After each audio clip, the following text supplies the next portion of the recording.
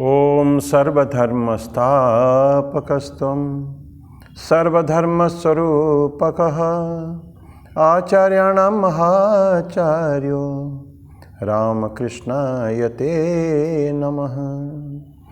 यथाग्नेर्दाहिका शक्ति रामकृष्णे स्थिता हि या सर्वविद्यास्वरूपां तां शारदां प्रणमाम्यहम्।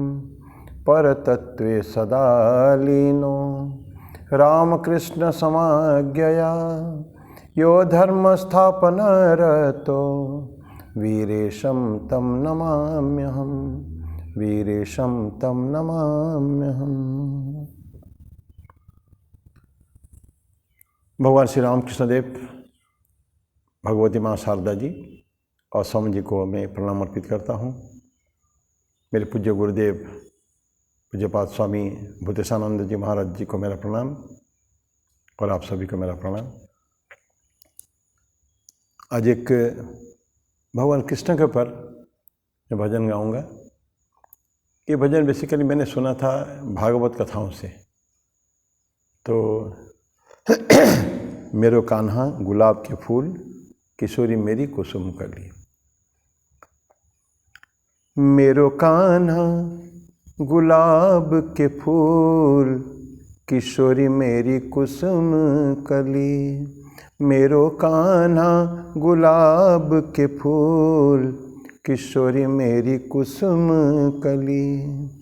कान्हा मेरो नंदजू को छोना, कान्हा मेरो नंदजू को छोना। श्री राधे वृषभान लली किशोरी मेरी कुसुम कली।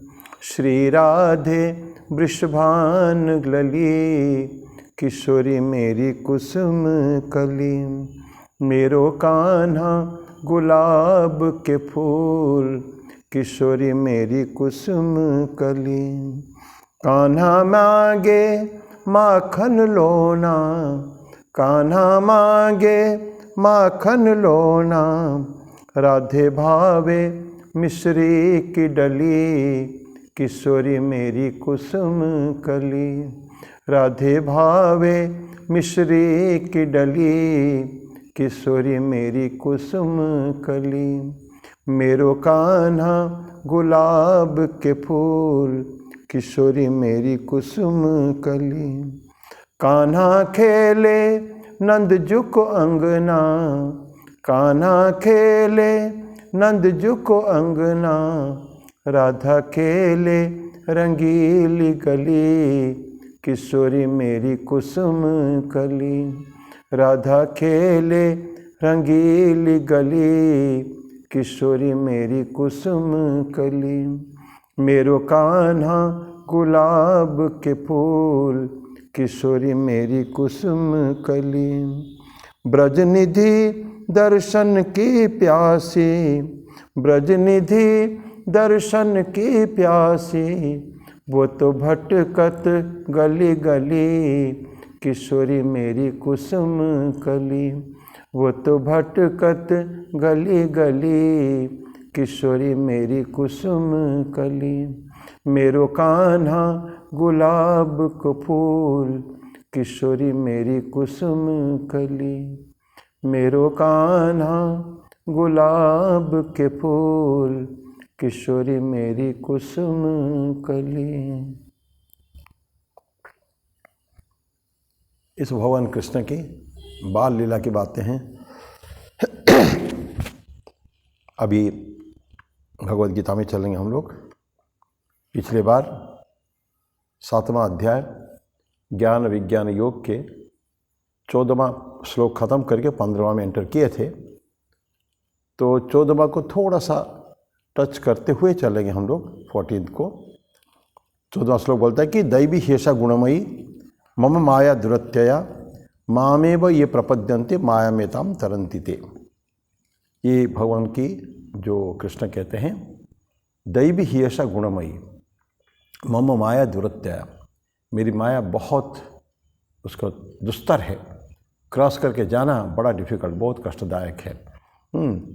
मम माया दुरत्यया और कैसी है, दैवी गुणमयी है, ये दैवी ही ऐसा गुणमयी, गुणमयी त्रिगुणात्मिका पहले पढ़े हैं हम लोग। सत्व रजस तमस से बनी हुई है वो प्रकृति, पूरी जो प्रकृति त्रिगुणात्मिका प्रकृति है, उसी को ही भगवान ने एक वस्त्र करके उसको ओढ़ रखा है। लेकिन उन्होंने ये भी बता दिया है, मेरी माया दुरत्या जरूर है, लेकिन मुझे कोई ना कोई तो पाएगा। वो कौन पाएगा? वो माम एव ये प्रपद्यन्ते, मुझ तक जो पहुँचने को प्रयास करते हैं, पहुँचते प्रपद्यन्ते, पहुँचते हैं, आ रहे हैं, आते हैं, मायाम एतम तरंती ते एताम मायाम तरंती, वो इस माया को क्रॉस करके जा सकते हैं। तो ये हम लोगों ने महामाया जो है भगवान विष्णु के एक एपिथेट है, एप्लीकेशन उनके लिए विष्णु सहस्त्र नाम में है, एक ऑलरेडी पढ़ चुके हैं। तो ये ऐसी है भगवान की माया है। भगवान ने खुद ही बता देते हैं मुझ तक आने के क्या उपाय है। यद्यपि ये बहुत डिफ़िकल्ट है उसको जाना क्रॉस करके, लेकिन फिर भी उपाय खुद ही बता देते हैं। आओ तो तुम मेरे पास। और बारंबार भगवद गीता में अनेक बार भगवान कृष्ण की ये बातें हैं, तुम मुझ तक तो पहुँचो तो सही, स्टार्ट तो करो, ये तुम take the first step. So I am eagerly waiting for you. मैं तुमको आलिंगन करने के लिए, तुमको मेरे गोद में मेरे बाहों में लेने के लिए मैं व्यग्र हूँ, उतावला हूँ मैं। But then you have to take the first step. तुमको शुरू तुमसे ही करना पड़ेगा, तुमको करना पड़ेगा, तुम आओ। वो भी डिफ़िकल्ट है, वो भी इतना इजी नहीं है। ईश्वर तक, भगवान तक पहुँचना ये भी बहुत कष्टदायक है, लेकिन फिर भी है। That is the only way. माम एव ये माम एव, मुझको ही जो पहुँचते हैं वही ही माया को तर के जाते हैं। श्री रामकृष्ण एक उदाहरण देते हैं कि डिवाइन मदर तक, या जो माँ जगन माता जगदम्बा को हम क्यों नहीं देख पाते हैं? कि वो भी इस तरह का माया में छुपी हुई है, अपने आप को छुपा के रखी उसने। तो जैसे बड़े बड़े घर के होते हैं ना, पहले हम लोग वचनामृत में देखेंगे, कई बार आया है, किसी बहुत बड़े घर के में ठाकुर गए हैं, सारे वहाँ महिला को तो आने के अलाउड नहीं था उस समय में, तो सारे पुरुष भक्त जो है वो रामकृष्ण देव के पास बैठे हैं, वो हॉल में, जहाँ भी आंगन में, दालान में, जहाँ भी होगा।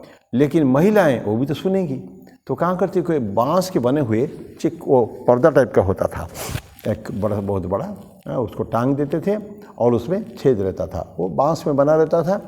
तो उधर से वो पूरा देख पाते थे, लेकिन इधर से उनको कोई देख नहीं सकता था, क्योंकि छोटा छोटा दरार है, जो बांस की जो स्टिक्स लगे रहते हैं उसके बीच में।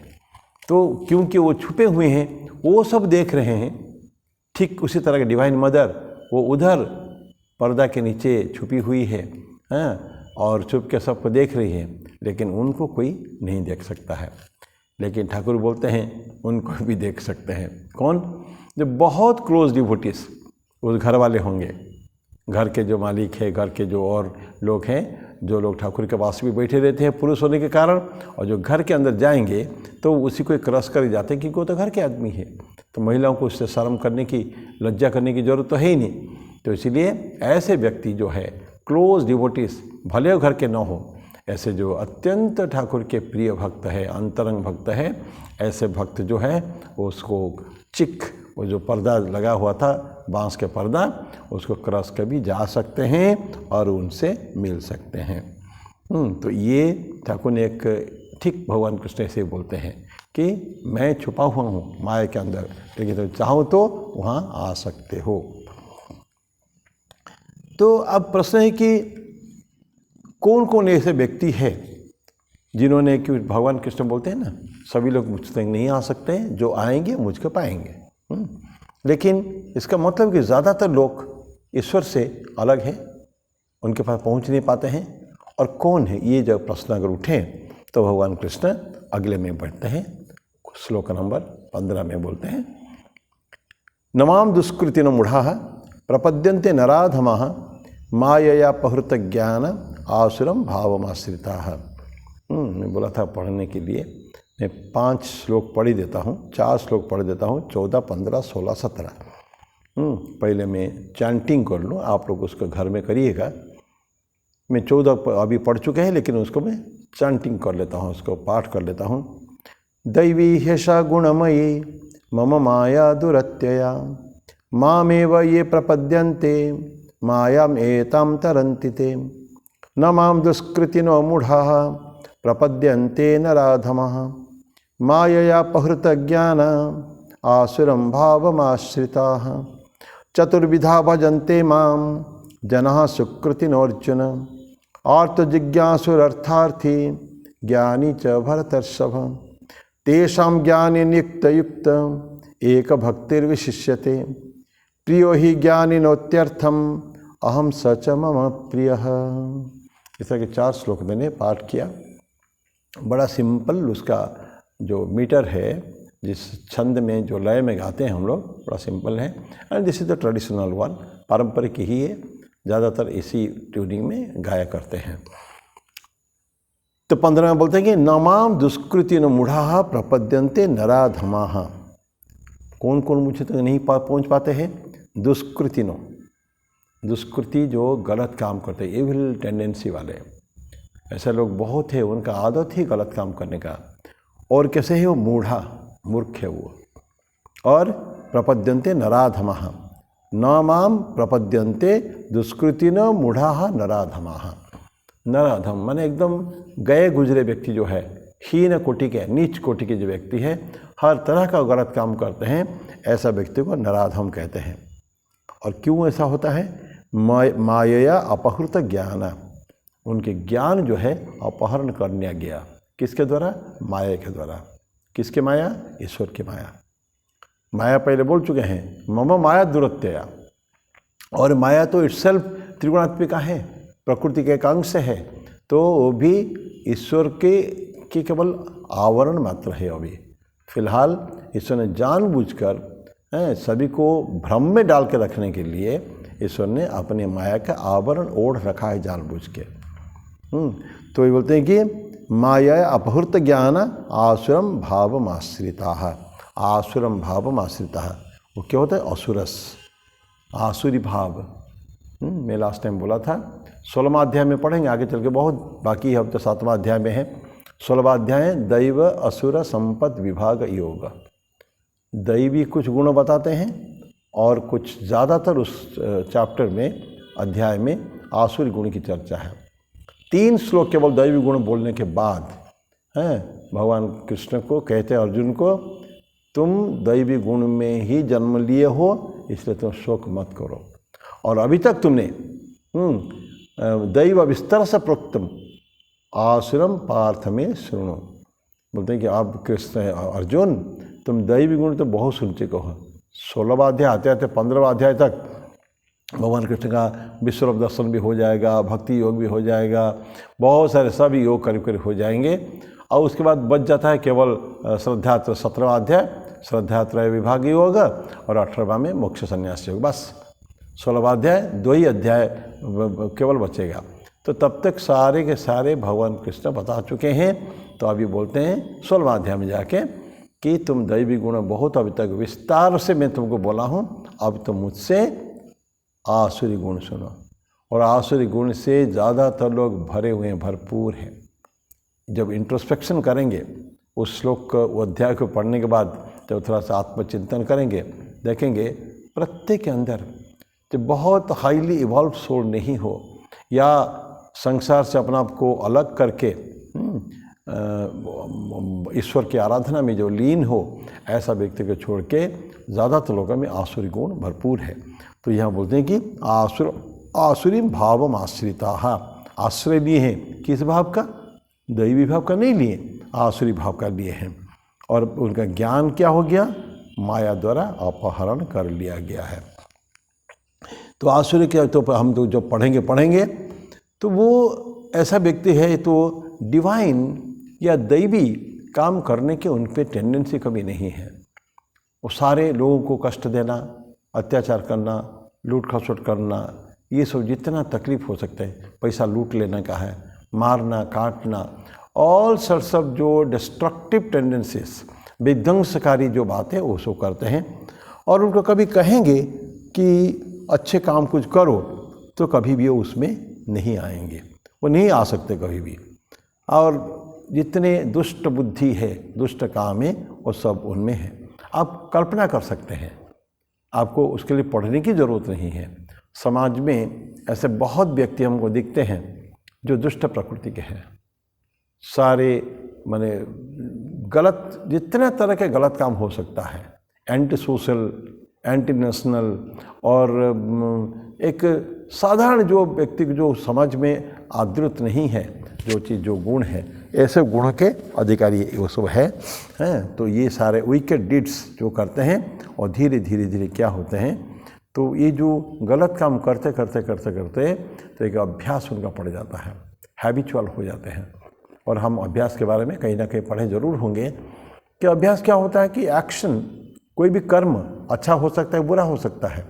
जब हम रिपीट करते हैं, बारंबार बारंबार पुनरावृत्ति होती है, action repeated becomes a habit, वो अभ्यास में परिणत हो जाता है।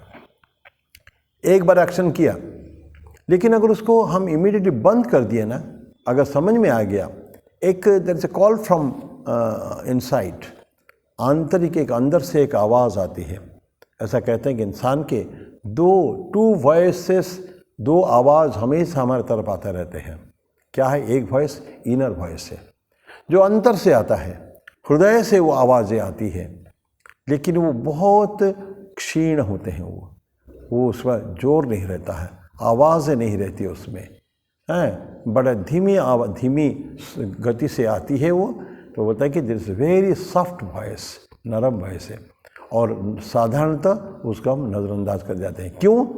क्योंकि बाहरी आवाज़ जो है, एक्सटर्नल आवाज़ जो है, बाहरी वातावरण से जो आती है, वो आवाज़ बड़ा पावरफुल है, लाउड वॉइस है, बहुत ज़ोर शोर से बोला जाता है, और उसको अगर हमने सुना तो स्मदर कर देती है। ये जो अंदर की जो नरम सॉफ्ट वॉइस को जो है उसको वो ख़त्म कर देता है।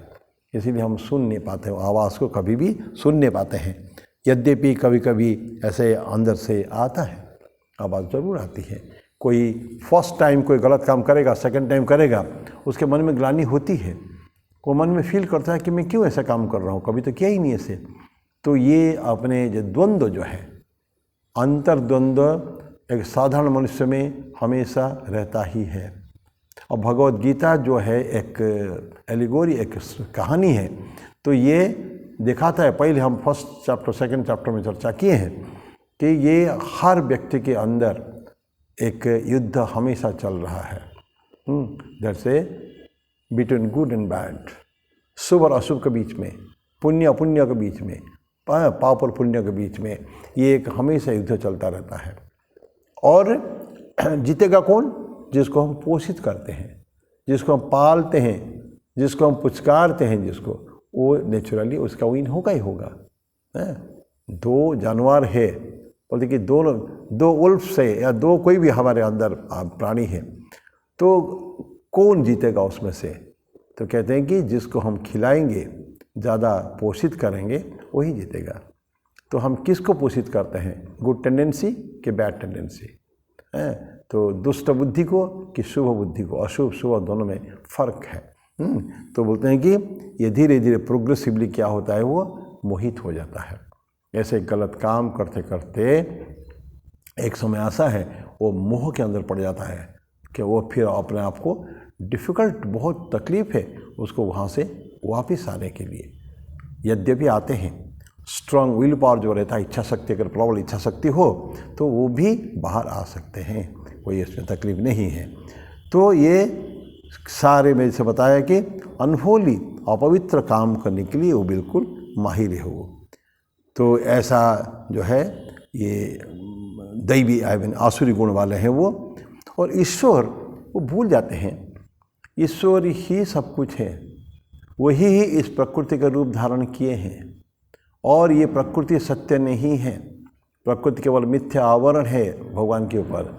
और अंदर, उनके अंदर ए प्योर रेस्प्लेंडेंट लाइट, उज्ज्वल आलोक उसके अंदर है, केवल उन्होंने जानबूझ के उसको ढक रखा है। तो ये बातें उनकी, वो जो आसुरी बुद्धि वाले जो है, उनके दिमाग में कभी भी नहीं आता है। तो इसलिए वो हम क्या होते हैं, हमेशा मोह में पड़े रहते हैं। तो इस तरह की प्रॉब्लम है तो अब ये हर व्यक्ति उसमें अफेक्टेड है। उसमें रामकृष्ण देव की छोटी सी उदाहरण देते हैं। ये छलनी देखें ना, छलनी मोटा और पतले जो दाने होते हैं उससे हम अलग करते हैं। तो बोलते हैं कि छलनी का काम ही ऐसा है जो फाइन ग्रेन्स को नीचे छोड़ देता है और जो कोर्स मोटे दाने जो है उसको वो ऊपर ही रखता है, वो ऊपर ही वो छलनी के अंदर ही रह जाता है। ठीक उसी तरह का ये जो दुष्ट बुद्धि वाले जो है कि उनके पास अच्छा भी है और बुरा भी है, दोनों तरीके दोनों बातें उनके पास है, लेकिन कभी भी वो ऐसा छलनी लगा रखे हैं कि जो फाइन थिंग्स, जो प्योर थिंग्स, जो नोबल थिंग्स, जो पवित्र चिंतन है वो सब चला जाएगा, छलनी से नीचे चला जाएगा, और जो मोटे मोटे दाने जो है, जो इविल टेंडेंसी जो है तो वो केवल उसी के अंदर रह जाएगा। तो नेचुरली इसी कारण ही वो लोग क्या करते हैं, विकेड डीड, गलत काम करने के लिए हमेशा प्रवृत्त रहते हैं। तो ये श्लोक नंबर, तो क्या होगा, माया के द्वारा अपहृत ज्ञान, उनकी ज्ञान है बहुत पहले, आपको याद होगा लॉन्ग जब शुरू हुआ ये हमारा यूट्यूब तब चालू नहीं हुआ था, 31 मई का दिन था वो पिछले बार, और पहला जो मेरा सत्संग था वो ज़ेनो एफएम में होता था। ज़ेनो एफएम एक ऑडियो प्लेटफॉर्म था, उसमें जो प्रवचन था वो इसी के ऊपर था। उसमें एक श्लोक था, काम क्रोधश्च लोभश्च देह तिष्ठन्ति तस्करः। तो बोलते कि काम, क्रोध और लोभ ये 3 तस्कर है और ये शरीर में रहते हैं। तो क्या कहते हैं, ज्ञान रत्न अपहराय तस्मात् जाग्रत जाग्रत।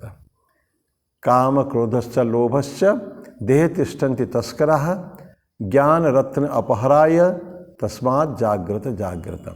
तो ये जो लुटेरे हैं, काम क्रोध और लोभ, ये सब हमारी बैड टेंडेंसीज हैं, सारा अपवित्र भाव है सारे, लेकिन शरीर के अंदर है वो।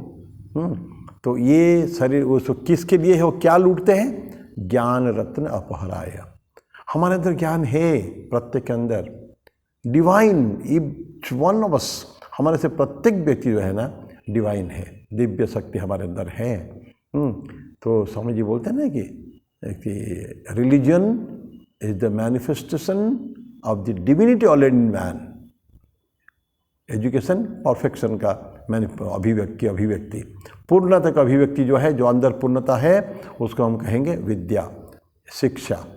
और धर्म किसको कहेंगे, अंदर हमारी जो दिव्य शक्ति है, दैवी शक्ति है, दैवी गुण है, लेकिन उसको परिप्रकाशित नहीं हो पा रहा है, वो गुण वो अभिव्यक्त नहीं हो पा, अभिव्यक्ति नहीं दी जा पा रही है। तो बोलते हैं कि ये वही चीज़ है कि अभिव्यक्त होना चाहिए।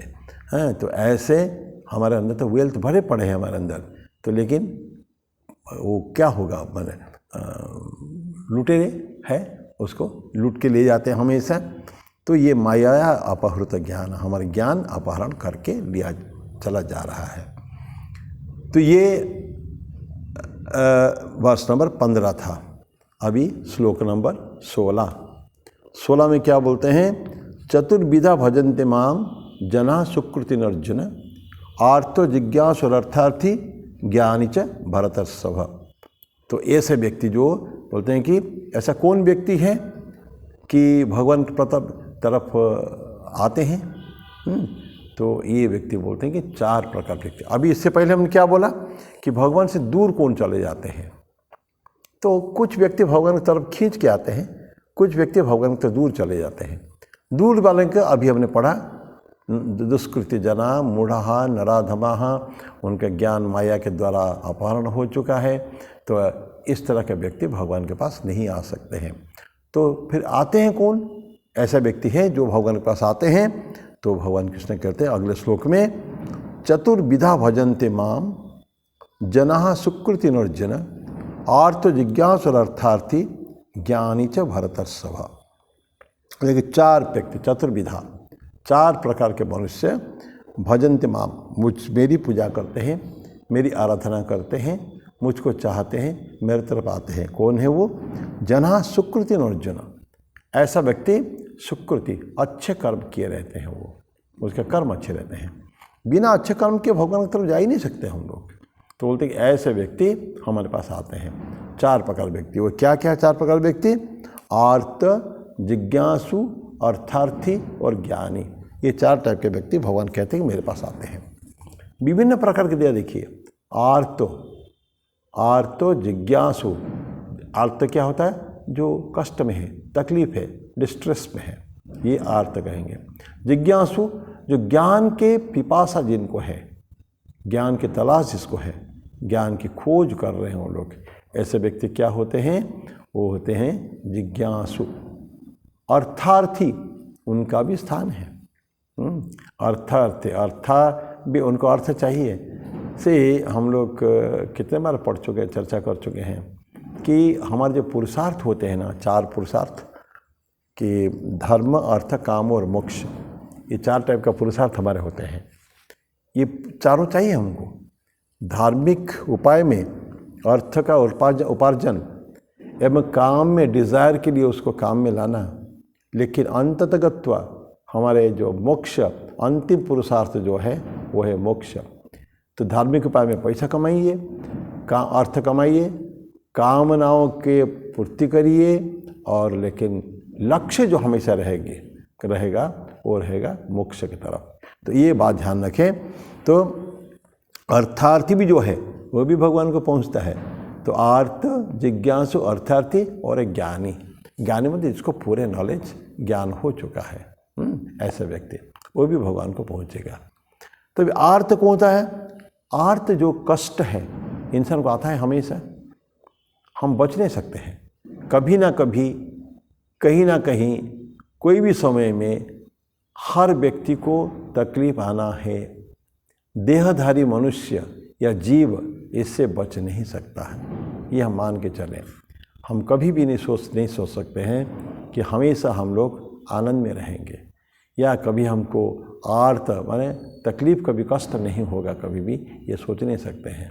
और सोचते हैं हम मूड है, क्योंकि साइकिल चलता रहता है ना, सुख और दुख का साइकिल है, ये चलता है। अभी सुख ऊपर है, वो फिर नीचे चला जाएगा, दुख नीचे है, ऊपर आ जाएगा। तो दिस साइकिल गोज ऑन कि एक आता है वो भी चला जाएगा, दूसरे आता है, दुख आता है, वो भी चला जाएगा। तो हम आश्वस्त इसीलिए हैं कि आज सुख अगर है मेरे पास, सुख हमेशा के लिए नहीं रहेगा, और दुख भी अगर है, आया है किसी के कारण से, दुख भी हमेशा नहीं रहेगा। This will also pass of. ये बड़े शुद्ध भगवान बुद्ध ने भी कहा था, और बहुत संतों ने कहा कि ये भी चला जाएगा। तुम कितने भी आनंद में रहो, कितने भी ऐश्वर्यशाली हो, कितने भी भोग विलासिता में रहो, ये हमेशा नहीं रहेगा। और कितना भी कष्ट में हो, वो भी हमेशा नहीं रहेगा। तो ये डिस्ट्रेस कभी भी आती है अभी, तो उसको अवॉइड करना शरीरधारी के लिए संभव नहीं है। लेकिन जैसे हम मेडिसिन खाते हैं ना, कोई बीमारी हुई तो हम लोग दवा दारू करते हैं, दवा कर लेते हैं, किसके लिए? वो बीमारी को क्योर करने के लिए। तो अभी ये जो है, ये क्योर क्या है? जो हम आर्त है, कष्ट है, हमको तकलीफ़ें हैं, तो किसके पास जाएंगे?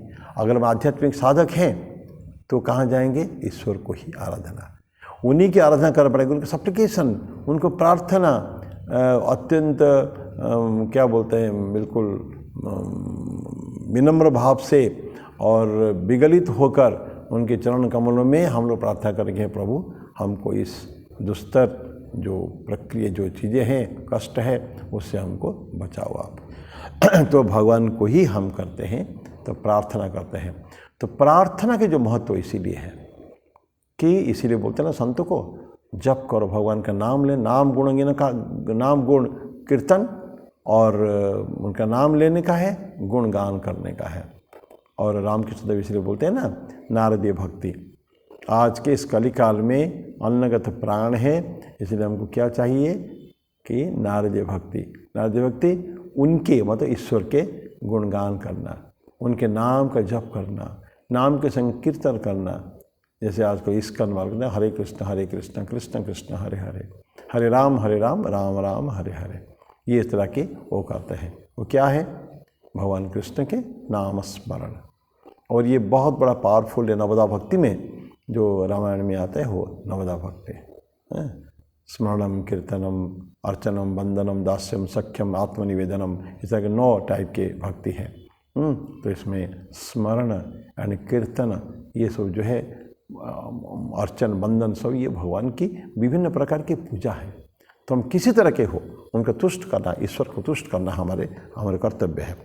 तो भक्त जब भी पुकारता है, कष्ट में रह के, जब उनको डिस्ट्रेस जीवन में आ चुका है, तकलीफें आ चुकी है, तो उनको भगवान को पुकारता है या पुकारती है। उसका उदाहरण क्या है हम जानते हैं, द्रौपदी। द्रौपदी को उनकी कुरुसभा में बहू है, वो कुलवधू है वहाँ की, लेकिन दुशासन, दुर्योधन के आदेश पर दुशासन उनका वस्त्र हरण करना चाहा और किया तो करना शुरू कर दिया। तो कोई उनको अपोज नहीं कर रहा है। भीष्म पितामह, द्रोण, क्या नाम है अपने कृपाचार्य, ये धृतराष्ट्र खुद, सब बड़े बड़े व्यक्ति बैठे हुए, कोई उनका हेल्प नहीं करने आ रहा है। लेकिन द्रौपदी ने फिर भगवान कृष्ण को पुकारा। पर कब आए भगवान कृष्ण उनको मदद करने के लिए, उनका लज्जा निवारण के लिए?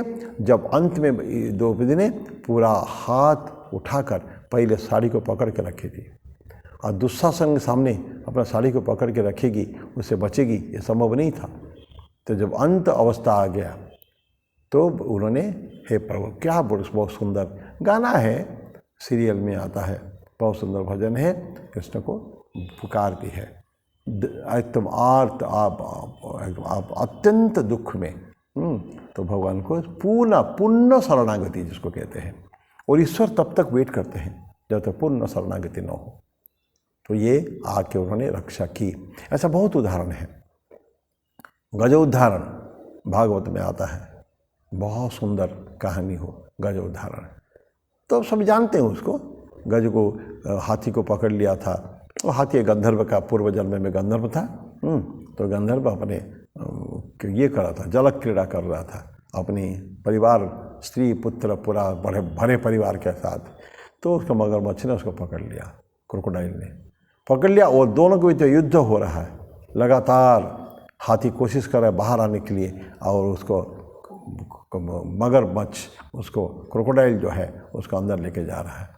तो इसके बीच में नहीं, जब अंत में आया, हाथी एकदम पूरी तरह पस्त हो चुका है, थक चुका है, तो उन्होंने भी एक कमल का फूल उठाया अपने सुंड में, और उसको ऊपर दिखाते हुए भगवान को प्रार्थना की। और क्या सुंदर स्तोत्र है, गजेंद्र मोक्ष स्तोत्र है, गजेंद्र ब्यूटीफुल स्तोत्र है। तो वो अपने पूर्व जन्म की जो पढ़ा हुआ या जो स्तोत्र है उसको उन्होंने याद किया, एवं पुष्प अर्पित करते हुए भगवान कृष्ण को तो उन्होंने बुलाया है। और भगवान कृष्ण तो द्वारका में, तो लेकिन द्वारका में उनसे रहा नहीं गया, हाथी के पुकार सुनकर, आर्त था ना वो हाथी। तो फिर भगवान कृष्ण खुद आ गया, आके गज को, आपने उसको क्रोकोडाइल को उन्होंने क्या किया, काट दिया सुदर्शन चक्र में, और रक्षा किया दोनों को, हाथी को रक्षा किया।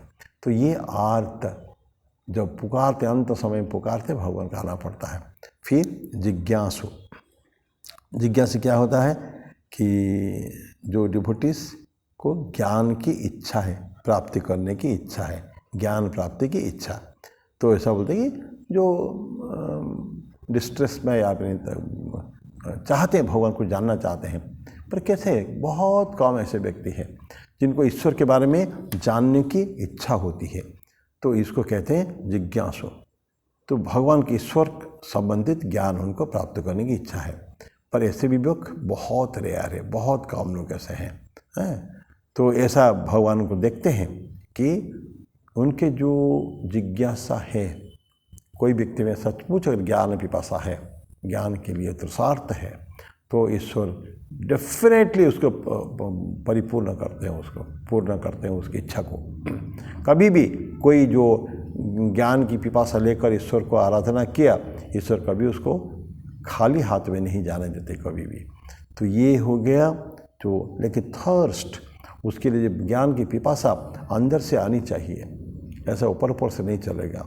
अंदर से हर चीज़, देखिए ना, हर चीज़ दे रहे हैं, अर्थार्थी जब दे रहे हैं, ज्ञान की पिपासा भी है, वो व्यक्ति जब सोचता है ना, कोई कोई व्यक्ति है कि ईश्वर ही सब कुछ है, बाकी सब जो दृश्यमान जगत जो है ये सब ईश्वर के ऊपर केवल एक आवरण मात्र है, ये बात उसको ज्ञान है, उसको शुरुआत जब भी करता है ना, स्टार्टिंग में होता, वो भी बोलते हैं कि भगवान उसको भी ज्ञान ही कहा, ज्ञान पिपासा को वो बहुत हाई कैडर के वो व्यक्ति आता है, ऐसे शुरू से वहीं से मान लेते हैं। जैसा कहते हैं कि एक व्यक्ति स्टूडेंट पढ़ना शुरू कर दिया है तो हायर नॉलेज की तरफ जा रहा है, पढ़ रहा है, तो उसको भी हम विद्यार्थी होने के बाद भी उसको भी एक मानते हैं कि अच्छे कंट्रोल माने पूरा कमांड उसके ऊपर इसके ऊपर है, तभी से जब से शुरुआत कर रहा है पढ़ाई को, और पढ़ लेने के बाद तो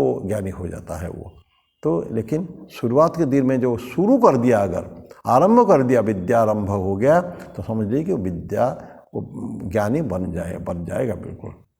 उसी तरह के भगवान के जो नाम स्मरण करके तो वो चाहते कि वो व्यक्ति माने अपने जो ज्ञान को जितना थोड़ा सा है, ईश्वर की सर्वनियंता है, वो सारे सृष्टि को कंट्रोल वही उन्हीं के द्वारा कंट्रोल्ड है, ऐसा जब उसका प्रैक्टिकल इम्प्लीकेशन जीवन में करना चाहता है, तब उसको भगवान कभी भी उसको खाली हाथ में नहीं जाने देते हैं। तो ये क्या हो गया, जिज्ञासु, अर्थार्थी, अर्थ की पिपासा फिर है, पैसा चाहिए। वो भी दो टाइप के लोग हैं, अर्थ चाहिए, उसमें एक टाइप के व्यक्ति है जो साधारणतः ज़्यादातर व्यक्ति ऐसे होते हैं, ठीक है, कोई बुरा नहीं है, अर्थ की आवश्यकता है समाज में रहने के लिए, लेकिन वो मेहनत करते हैं उसके लिए, दिन रात एक कर देते हैं, मेहनत करते हैं, और उसके जो भी प्रोसेस है, अर्थ उपार्जन करने की जो प्रोसेस है, ईश्वर को पुकारते भी हैं, ईश्वर के तरफ उनकी भक्ति है, लेकिन कर्म क्योंकि करना पड़ेगा तो वो कर्म के मार्ग में प्रवृत्त होते हैं। प्रवृत्ति का मार्ग है ये प्रवृत्ति का मार्ग है। कर्म करते हुए और सारे अर्थ उपार्जन करके सारे व्यवस्था करते हुए भी वो अर्थ उपार्जन करते हैं।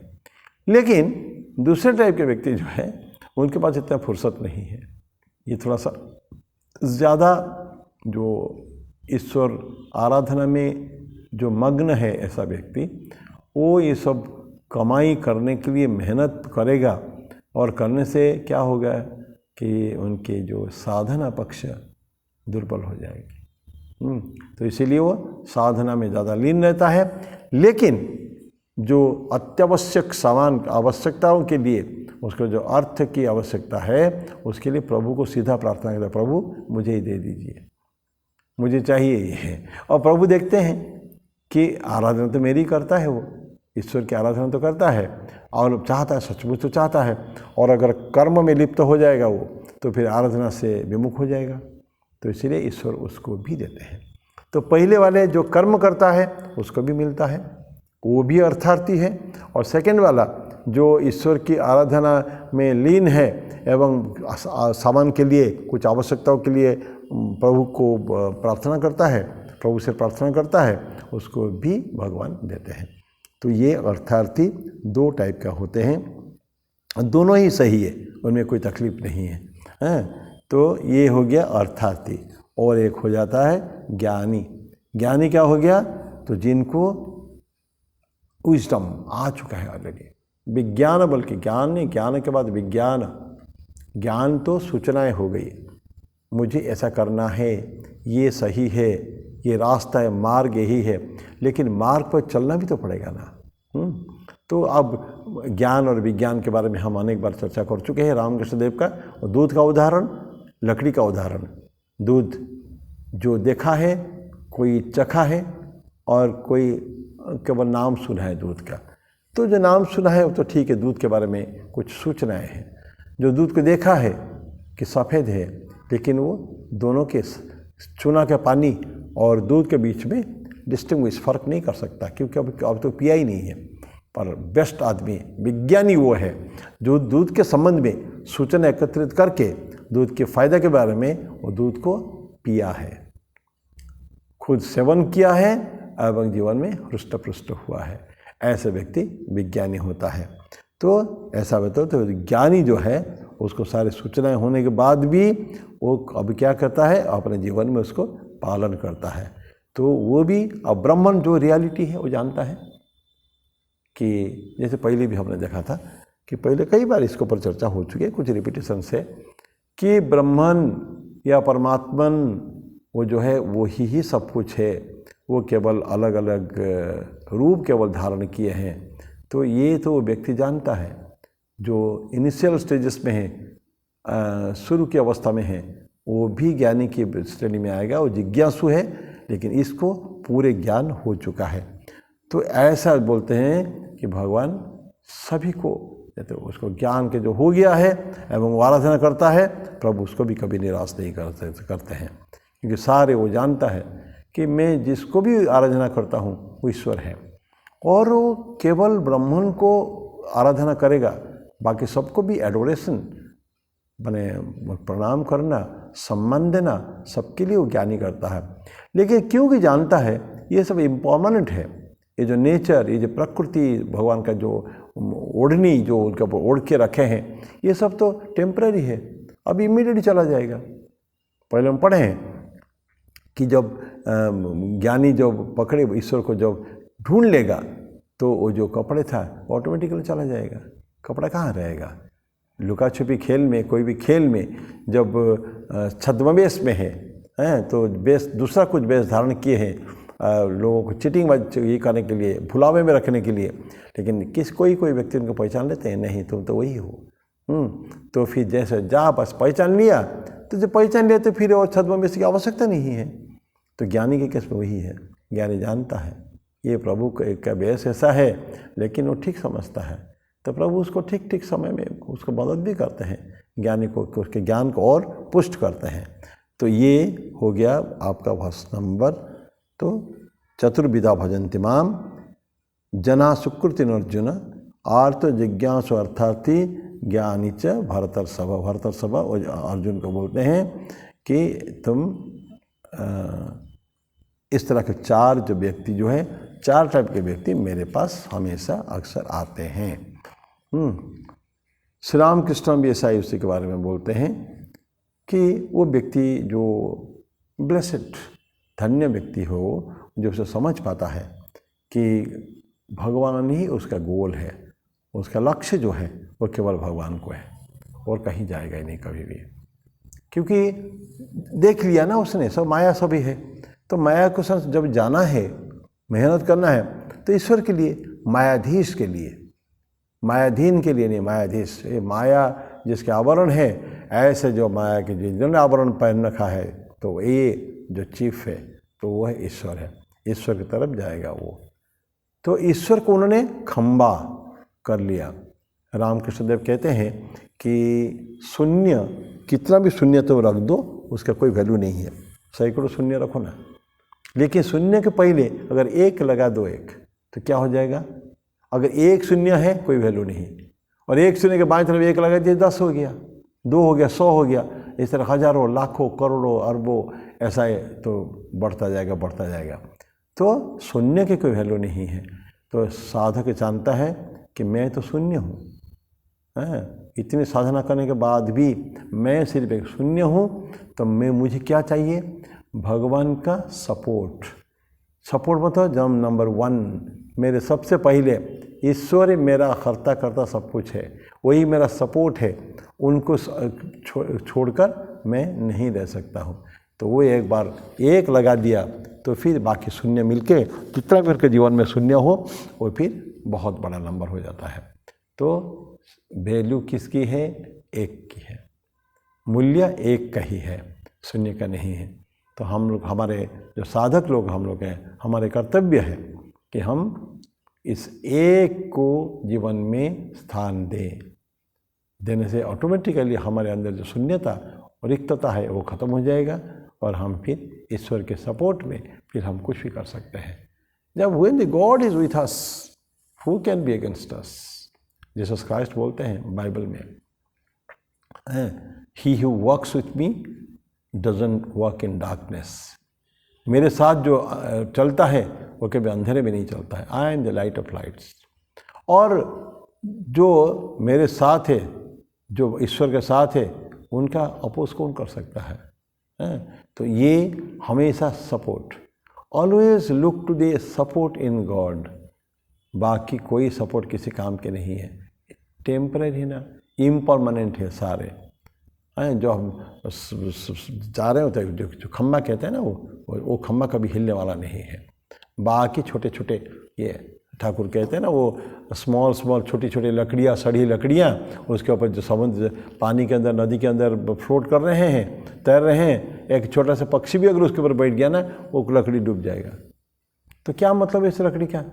तो फिर हमको किसमें बैठना है कि जो बड़े बड़े स्टीमर है, या बड़े बड़े देखें हम कि नदी में बाढ़ के समय में ना, तो बड़े बड़े लॉग सपोर्ट उसका गट्ठा बनाकर नदी में छोड़ देते हैं, तो नदी के साथ साथ, बहाव के साथ साथ चला जाएगा, और नीचे डाउन स्ट्रीम में लोगों को पता है कि ये एक गट्ठा आ रहा है, तो उसको वहीं पकड़ लेंगे, ये हमारा है।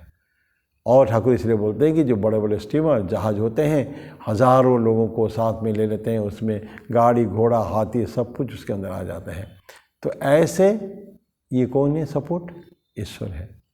और छोटे छोटे लकड़ियाँ जो हैं, सड़े लकड़ियाँ, वो सब छोटे मोटे हमारे अवलंबन है। तो अवलंबन, भौतिक अवलंबन की कोई आवश्यकता नहीं है बिल्कुल भी। अगर ईश्वर हमारे दिलो दिमाग में छा गए हैं तो हमको किसी चीज़ की आवश्यकता नहीं है। तो ये था वर्ष नंबर 16। चतुर्विधा भजन्ते माम जना सुकृतिर्जिनो आर्त जिज्ञासुरर्थार्थी ज्ञानी च भरतर सब। अभी हम 17वां श्लोक को टच करके आज समाप्त करेंगे। तो 4 टाइप के लोगों को तो बात भगवान ने कर दिया है, लेकिन उसमें सबसे अच्छा कौन है भाई? आखिर ग्रेडेशन तो है उसमें, सभी एक जैसा नहीं है ईश्वर के लिए। तो उसमें कोई प्रश्न नहीं कर रहा है, ईश्वर खुद ही बोल रहे हैं। हमारे मन में आ सकता है ये आर्त भी है, जिज्ञासु भी है, अर्थार्थी भी है, ज्ञानी है, इसमें अच्छा कौन है? तो भगवान कृष्ण अगले श्लोक में बोलते हैं, इतना खाली पढ़ ही लेते हैं। तेषां ज्ञान नित्य युक्त एक भक्तिर विशिष्यते प्रियो है ज्ञान नित्यर्थम अहम सच मम प्रिय। बोलते हैं कि तेषां, उन चारों में ज्ञानी नित्य युक्त है, हमेशा मेरे साथ है। अर्थार्थी कभी मेरे को छोड़ सकता है, जिज्ञासु भी है, आर्त भी, वो मेरे को चाहता है जरूर है, लेकिन ज्ञानी नित्य युक्त हमेशा मेरे साथ है वो। तेषां ज्ञानी नित्य युक्त एक भक्ति विशिष्यते, उनका मैं ही हूँ अकेला, और कोई नहीं उसके लिए। So I am the only support. तो मेरा सपोर्ट के बिना रह नहीं सकता है। एक भक्ति विशिष्यते प्रियो है ज्ञानी ने अत्यर्थम, मैं उनको बहुत प्यार करता हूँ, वो मुझे प्यार करता है। अत्यर्थम अहम सच मम प्रिय, वो मेरा प्रिय है, मैं उसके लिए प्रिय हूँ, बहुत ज़्यादा हमको चाहता है वो, अत्यंत प्रगाढ़ भक्ति, प्रगाढ़ स्नेह मेरे प्रति करता है, और वो मेरा भी प्रिय है। तो आज यही समाप्त करता हूँ मैं, और आगे हम नहीं बढ़ेंगे, नहीं तो फिर समय लग जाएगा। तो ये 17वां श्लोक से हम लोग समाप्त करेंगे। आगे इसी 17 श्लोक को अगले क्लास में हम लोग डिस्क्राइब करेंगे, डिटेल में चर्चा करेंगे। तब तक के लिए मैं लेता हूँ विदाई। एक मैं पहले लिखा भी था, अगर कोई भी प्रश्न आप लोग को किसी को भी है, अभी तक कुछ ही लोग प्रश्न पूछते हैं, तो लेकिन सभी लोग प्रश्न नहीं पूछते हैं। अभी मैं एक क्वेश्चन को उत्तर दे दूँ। पिछले बार में बातें करते करते हमने बोला था ईश्वर जो है नख दस्तक हमारे दरवाजे में करते हैं, लेकिन हम खोलते नहीं हैं। It's not a question of, ये नहीं है कि हम जाके ईश्वर के दरवाजे में दस्तक करते हैं और ईश्वर नहीं खोलते, ऐसा नहीं है। मतलब कि ईश्वर हमेशा हमारे दरवाजे पे दस्तक करते हैं, लेकिन हम कभी कभार खोल देते हैं। तो किसी ने पूछा था हमको कैसे पता चलेगा, कैसे जानेंगे कि ये ईश्वर कर रहे हैं? इसको जानने की ज़रूरत नहीं है, हम केवल जागृत रहें। हम अगर जागृत हैं, कमरे के अंदर हैं, जागृत हैं, और नॉक जो होगा हमको खोलना पड़ेगा, क्योंकि कोई ना कोई व्यक्ति कोई डिस्ट्रेस में, कोई तकलीफ में हो सकता है, या हमारी आवश्यकता उसको हो सकती है, तो इसके लिए दस्तक करता है। हम क्या करते हैं, हम सो जाते हैं, कंफर्टेबली हम सो जाते हैं और दरवाज़ा बंद है। तो जब तक सोए रहेंगे तो कोई भी व्यक्ति आएगा हम जान नहीं पाएंगे। तो इसीलिए हमेशा लेट अस कीप अवेक। आध्यात्मिक साधना सोने के लिए नहीं है। रामकृष्ण देव कभी भी लाटू महाराज को एक बार बोल दिया था कि लाटू तुम रात पे सोने के लिए आए हो क्या, कि साधना करने के लिए आए हो? देखिए, हम भी नहीं कर पाते हैं, रात में थोड़ी देर का जरूर सोते हैं, कम सोते हैं, लेकिन एकदम लाटू महाराज उस दिन से उनके युवावस्था की बात है, कभी भी उसके बाद फिर वो रात को सोए नहीं, ऐसा कहा जाता है। जीवन भर में रात में कभी सोए नहीं है। तो ये है। नंबर 2, हमारे कान, आंखें, कान, everything let us keep it open, क्योंकि messages are coming from God always. तो वो एक है सूत्र है, श्लोक है उपनिषद में, आनो भद्रा कृतव यंत विश्वतः, let noble thoughts come to us from all sides. Noble thoughts, पवित्र विचार, पुण्य विचार जो है हर जगह से हमको आए। तो विचार आते हैं, और विचार क्या है? भगवान की तो केवल अभिव्यक्तियाँ हैं। भगवान तुमको पुकारते हैं, किस भाव से पुकारेंगे? एक एक मैसेज भेजते हैं केवल। ये उनका कोडेड उसके एनकोड करना हमारे काम है, उनको डिकोड करना हमारे काम है। तो हमको हमेशा जागृत रहना है। नंबर 2, हमारे आंखें कान हमेशा खुले रखने का है। जहाँ हमने सोए या हम ओपन नहीं है, क्लोज है, अत्यंत बंद पर्सनालिटी हम लोग, तो फिर हम कभी भी कुछ नहीं कर सकते हैं। ये उसका एक संक्षिप्त उत्तर है। वो हमारे भाई सतीश पांडे जी ने इस क्वेश्चन को पूछा था, हमारे ही विद्यालय में काम करते हैं, तो उनके ये उत्तर है। तो इसके साथ मैं समाप्त करूँगा। बाकी माया के बारे में प्रश्न पहले हुआ था, उसका मैं उत्तर दे चुका हूँ, उसके ऊपर और चर्चा नहीं करूँगा मैं। तो मैं अभी आपसे विदाई लूँगा, फिर अगले बार हम मुलाकात होगी। ओम सहना भवतु, सहनो भुनक्तु, सह वीर्यं करवावहै, तेजस्विनावधीतमस्तु मा विद्विषावहै। ओम शांति शांति शांति। हरि ओम तत्सत्। श्री राम कृष्णार्पणमस्तु।